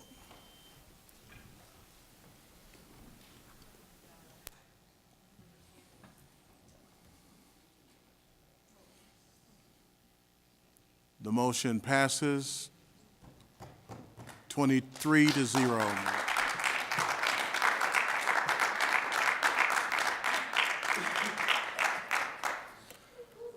Proposal number 412, Councilors Clay, Simpson, Oliver, Jackson, Scales, and Coates, Kreider, and Wessler, referred to Public Safety and Criminal Justice, approves an additional appropriation of $300,000 in the 2018 budget of the Office of Public Health and Safety to cover the cost of witness protection.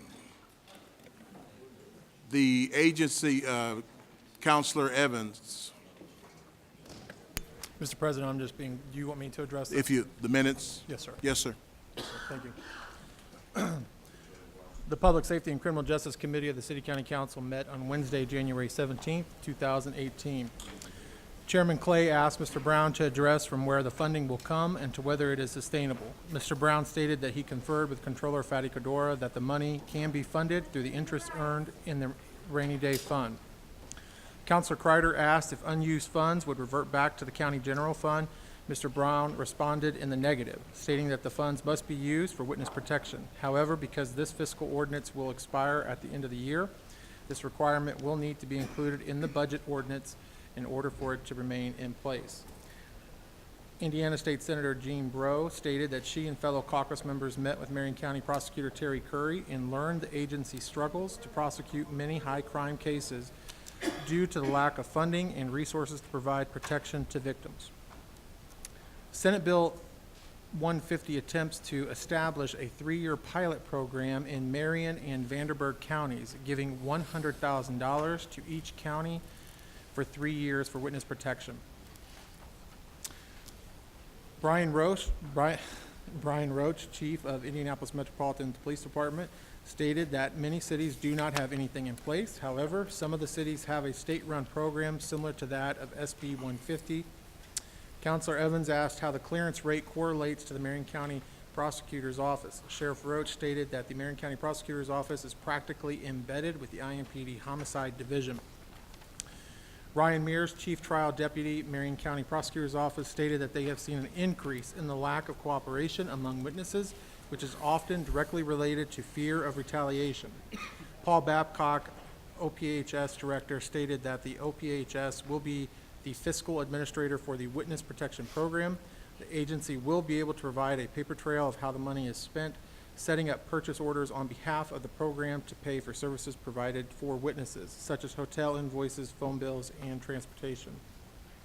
Councilor Oliver moved, seconded by Councilor Feaser to send proposal number 412, 2017 to the full council with a due pass recommendation. The motion carried by a vote of 9-0. I so move. Questions by councilors? Councilor Robinson. Thank you, Councilor Clay. It's indeed important that we increase more funds for this witness protection budget, but can someone speak to the actual program that will be in place with these funds? Specifics. Director Babcock is here. Would you, Director? Mr. President, councilors, Paul Babcock, Director of the Office of Public Health and Safety. So I can speak to generally the programs that are put in place by IMPD and the Marion County Prosecutor's Office, the Marion County Sheriff's Office, and generally the Public Defender's Office and other public safety agencies. As we've discussed this program over the last month and a half, 2 months, in both the Thursday afternoon group, which is the committee of deputies appointed by the City County Council that reports to the Criminal Justice Planning Council, and the deputies have come together to discuss ways in which this program will work, including, as mentioned in Councilor Evans's recitation of the minutes, public transportation, emergency hotel funding, potential relocation of housing or rent. Additionally, then the Office of Public Health and Safety would act as a fiscal agent for the program to ensure that the money is tracked appropriately, and in the event of some sort of audit, we've already established for lack of a better term, a funding code to go with this money so that if it is used by agencies, we can follow it where it goes to be able to ensure that the money is used appropriately and correctly to be good stewards of the taxpayers' dollars. If there's other questions I can ask to some certain level in regards to what our other public safety entities would be doing with the money, but to some extent I cannot speak to the detail that IMPD, the prosecutor's office, the sheriff's office would use it without necessarily speaking incorrectly or compromising any sort of program they might have in place to protect witnesses in our county. Councilor Robinson. So do you, since you can't speak to what the funds are being used for those other agencies, can you speak to how much of those funds have been allocated to those agencies? Well, so it's a case-by-case nature of how much each agency would use. And as I said, the council is going to appropriate $300,000. So if one agency ends up needing only $10,000 throughout the course, they would use that. But each can spend down as needed. As I said, about the current programs, not but the current funding from other agencies in the enterprise. How much current funding is being spent on witness protection? Well, currently there isn't a witness protection program per se. There are certain small grants in place. 2 or 3 years ago, under the previous Department of Public Safety, there was a VOCA grant, and I think that had maybe a total of $6,000. But I don't have the paperwork in front of me to be able to answer that exactly how much is there. But as I stated earlier, and as Councilor Evans said in the minutes and the testimony previously, the programs, the funding would go towards bus tickets, potentially hotels on an emergency basis, transportation, rent, things like that to provide for some sort of stable environment for potential witnesses. Thank you, Mr. Babcock. Additional questions from councilors. Councilor Fanning. Thank you, Mr. President. I just wanted to compliment my colleagues on this proposal and add my name as a co-sponsor and support. Let the record reflect the same. Additional comments or questions from councilors? Is there anyone here in the public that would like to speak to proposal number 412? Yes, please, Mr. President. Larry Vaughn. You know, I'm concerned because this proposal does not specify where the money goes. It does specify at first here that it's going to the consolidated county general fund. And we know when money goes to that fund, it can be stuck in that fund and not appropriated and then transferred to another use. So I'm concerned that we're here getting our hopes up high tonight for some program that is only in contemplation and has not really existed this time. So just as the gentleman that just came up here last said, that these funds, if the system is not actually formulated or comes into existence, that the funds may be used for some other purpose. And I see here that they mentioned the public health and safety. Now that's a whole nother deal. When it comes to that, they're spending their money on drug treatment and on things to do with the state of Indiana's junkie problem. And I hate to say it that way, but I just said it. Now we need to be sure that this money is going to be spent for the purpose that's being discussed here tonight. And I would even go as far as to back it down and come back again with that understanding so that this money does not get stuck in the general fund and get spent on the public health and safety portion of our city's administration, which we know that we can never have enough money to quench that thirst. So I think here tonight we're being misled, and this money may not be used for the purpose that it had been proposed. Thank you, sir. Yes, ma'am. Good afternoon, council. As I have been sitting here and I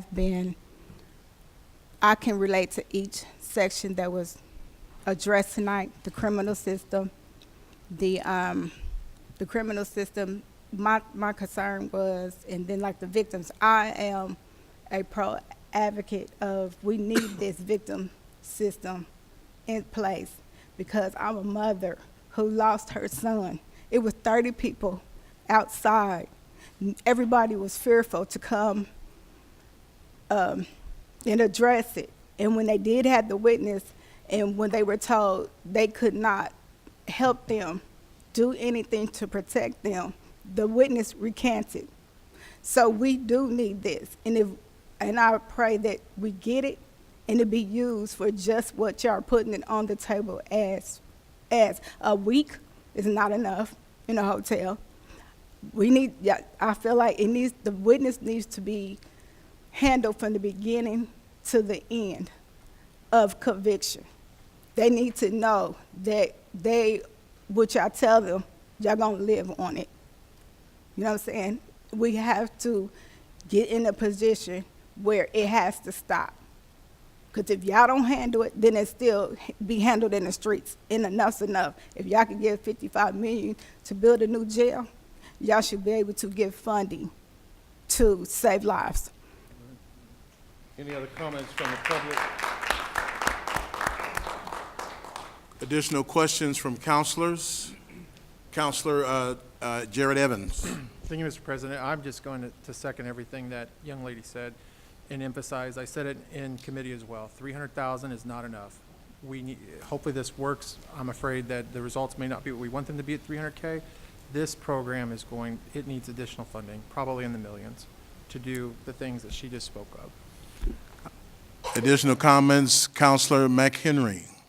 Thank you, Mr. President. I'll echo what Councilor Evans said, and this is a great start, but it certainly is not enough, and I hope that in the future that we can continue to fund this and add a lot more money because it is very much needed. We need to make sure that those who have witnessed a crime feel safe and protected when they come and testify for that because it is very much needed, and I would like to be added as a co-sponsor, Let please. the record reflect the same. Additional comments from councilors?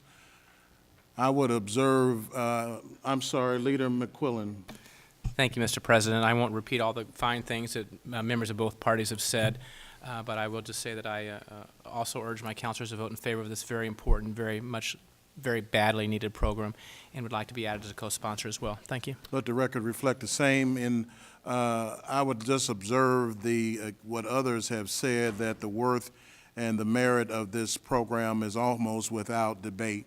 It is tremendously needed in our community, and we were delighted to sponsor this program because we are intimately aware of individuals that have seen crimes committed, but because of fear, were reluctant to come forward. And this is a very important first step. As with any mile, it begins with a first step. And so I would encourage your support, and thank you for your support. If there are no other comments with respect to proposal number 412, let's go to the board for our votes.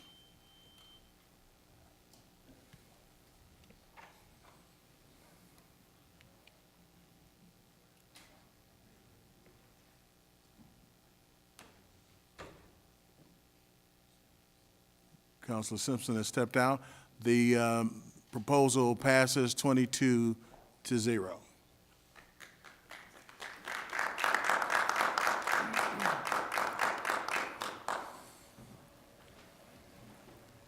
Proposal number 1, introduced by Councilor Adamson, Public Works, approves the appropriation of $13 million in the 2018 budget of the Department of Public Works Motor Vehicle Highway Fund for the design and construction and inspection of capital projects related to the Transportation and Capital Improvement Program, CIP. Comments from councilors? Chairman Kreider? Where are you? Okay. Thank you, Mr. President. The Public Works Committee met on Thursday, January 18th of this year to discuss proposal number 1, where Director Dan Parker and CFO Nicole Hewlett of DPW appeared before the committee. This appropriation is related to the Transportation Improvement Program that was submitted during last year's budget process for the design, construction, and inspection of capital projects. These funds will come from the Rainy Day Fund monies from the COAT dollars that were pledged to be invested in this 5-year plan. And the proposal passed out of committee by a 7-0 vote, and Mr. President, I so move. Any additional questions or comments from the councilors? Councilor Miller. Thank you, Mr. President. The same comment I made as a guest in committee. Very much in support of this. Please, I hope we pass it tonight. Badly needed infrastructure dollars, but this is money that was not included in the budget last time around. I'm hoping we can include all the capital funds in the budget this time, even if we have to have 2 budgets, even if we have a capital funds budget and a regular funds, operational funds budget, whatever it takes. But by us having to wait this extra 3-4 months, it at least potentially put in jeopardy, may have actually put in jeopardy projects being scheduled and planned, because technically DPW did not know they were going to receive this money until we hopefully vote for it tonight. So I'm hopeful next time around that we can include all the money in the budget and come up with a way to enable DPW up front, but very much in support. Thank you, Mr. President.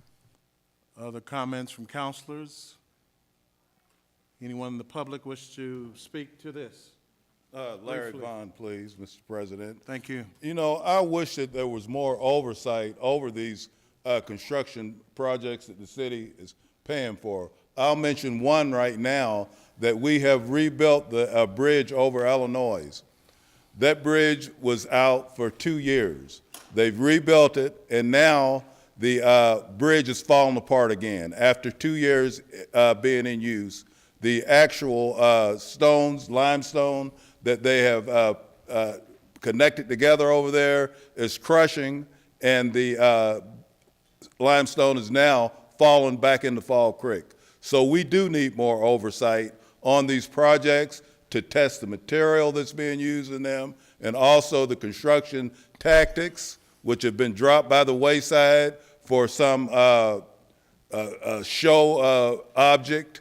That bridge on that crosses over Illinois, on Illinois over Fall Creek, is falling apart right now. You can go and take a look at it. We spent millions of dollars to have that bridge torn apart and reconstruction, and because the right mortar was not used in the process of rebuilding that bridge, every joint is now crushing on that bridge and falling in the water. It'll have to be done again. So I just like the council maybe to understand that you need to have some person that can inform you on these matters as far as the construction and our big capital outlays for the city's well upkeeping and the roads and so forth that are really going to be in bad shape now after this winter. So I just wish you would take more notice and maybe have somebody actually checking the oversight of these projects. Thank you, sir. Additional comments from my counselors?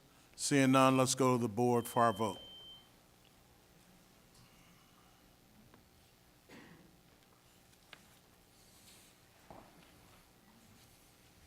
Proposal passes 23-0.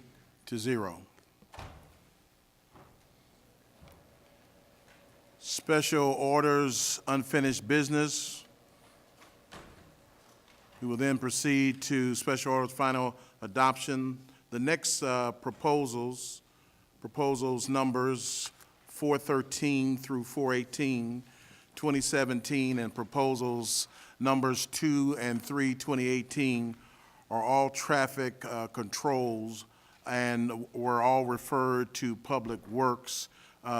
Chairman Kreider. Thank you, Mr. President. With consent, I would like to take the remaining 8.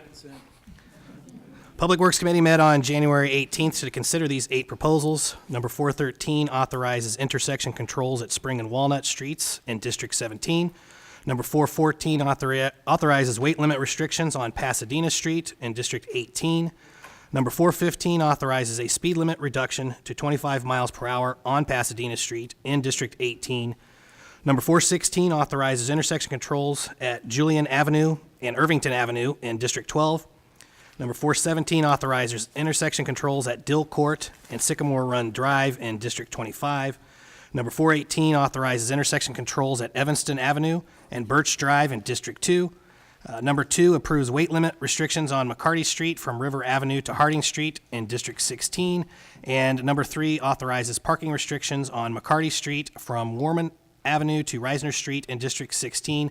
All district councilors have signed on to these proposals, and they pass out of committee by a vote of 7-0. And, Mr. President, I so move. All right. Special Service District Council. I'm sorry, any question? Okay.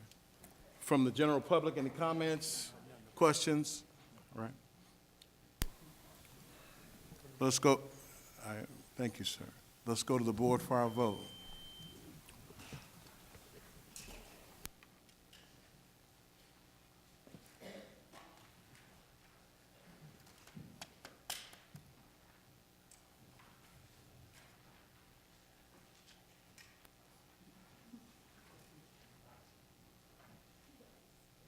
Councilor Fanning.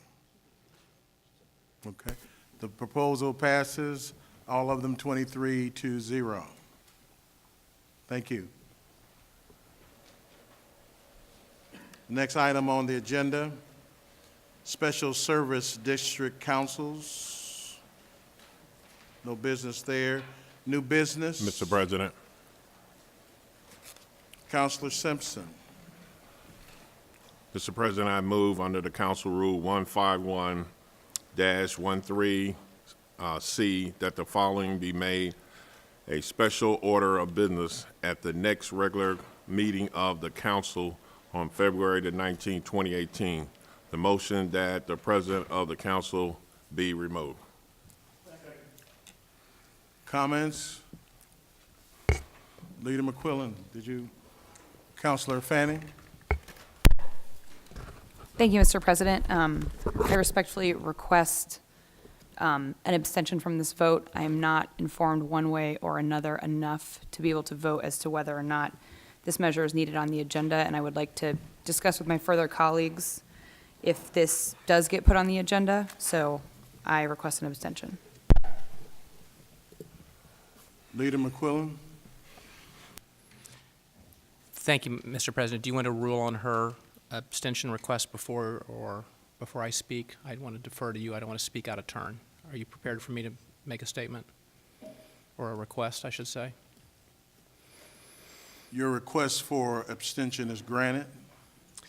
Thank you, Mr. President. And Mr. President, I had asked earlier in this meeting about any ethical or other concerns that may have brought about tonight's leadership revote that we just have discussed, and I have not heard any reasons why this is taking place. So, as I do not know the specifics or what concerns are at hand here, and quite frankly, as a counselor, since I'm much more concerned about the 5 homicides that have taken place in the last couple of days, and we need to find ways to make our streets safer, I'm not impressed with the political games being played here tonight, and I also must ask to abstain from voting on this proposal. Thank you, Mr. President. All right. Additional comments? I'm sorry, Madam Clerk. Mr. B. Sicker. Thank you, Mr. President. I just wanted to make sure everyone's clear on what the motion that's now on the floor does and does not do. It is not a vote to remove the council president. It is simply a procedural vote to put that motion that the president of the council be removed on the agenda of the next council meeting. This motion has no substantive effect. It does not remove the president temporarily or more permanently. It is simply a motion to, in effect, amend the agenda of the next council meeting, similar to the vote taken earlier today or earlier this evening to amend the agenda of this council meeting. We have 23 councilors present, so the motion would require 12 votes to be adopted. I understand Councilor Fanning is abstaining. That's 22, so it would still take 12 votes for the motion to be adopted. Thank you. Leader McQuillan, you're saying what? Thank you, Mr. President. I also just requested to abstain, please. Granted. Thank you. Councilor McHenry. Thank you, Mr. President. I too would like to ask to abstain because this is the first that I don't know the details behind this, and it has not been referred to a committee. I think that needs to be, I need to know a little bit more information. I'm one that likes to have information before I vote on something, and without any further information, I'd like to abstain. Granted. Councilor Feaster. I would also like to add my name as an abstaining member. Granted. Councilor Wessler. Thank you, Mr. President. I also would like to abstain. I have no information of why or where this is going to happen, as what has happened and what's the reasons for this vote. We just had a vote, and I just don't have enough information to vote for tonight, so I'll have to be included in abstention. Granted. Councilor Holliday. Thank you, Mr. President. I, too, would like to request the abstention on this vote. Thank you. Right. Councilor Scales. Sorry. Thank you, Mr. President. I am just questioning the allowance of the abstentions because I have in the past requested abstentions when I did not feel prepared and had enough information to make a decision, and my request for abstention was not granted. And there were specific grounds that were given to me on when an abstention can be granted, and I don't believe that these reasons being given meet those criteria. Other comments from councilors? Councilor Coates, just a moment. Mr. B. Sicker, let me hear from the councilors, please, and I'll let you comment. Thank you, Mr. President. I too, excuse me, would like to abstain as well, with your permission. Thank you. Councilor Cordy. Thank you, Mr. President. I also would like to abstain this evening. Thank you. Granted. Okay. Mr. B. Sicker. I'm sorry, Councilor Kreider. I will follow the herd here and abstain as well. All right. Mr. B. Sicker.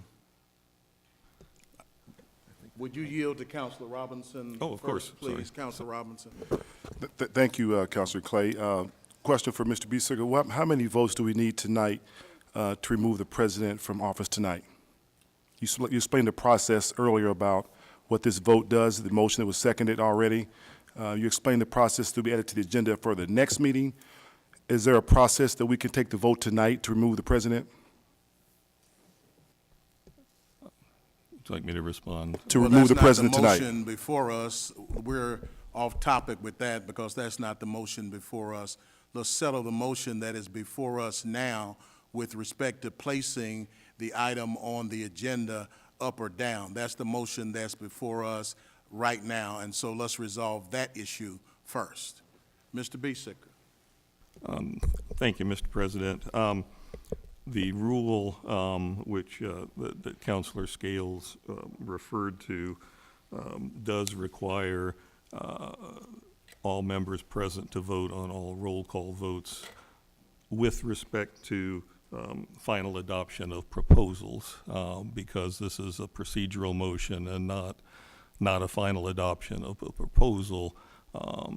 I believe that the chair can, or the president can allow abstentions because this is a procedural vote and not a final vote.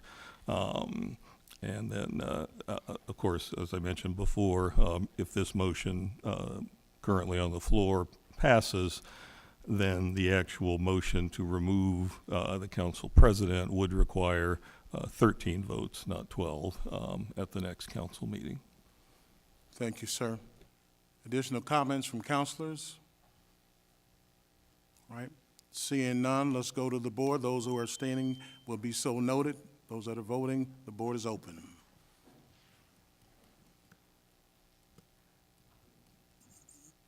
Madam Clerk, is the abstentions to be noted in a different color? Is that what we're seeing here? Okay.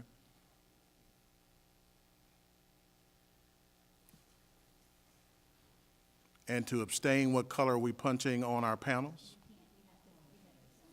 Okay. Right. I'll be abstaining as well. Mr. Wessler, would you stop, please? Of course, that's what the clerk said.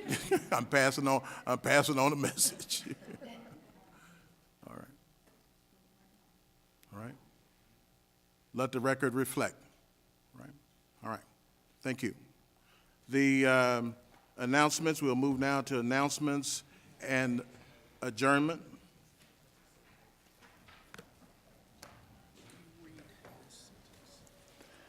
The docket agenda for this meeting of the council having been completed, the chair will now entertain motion for adjournment. Mr. President.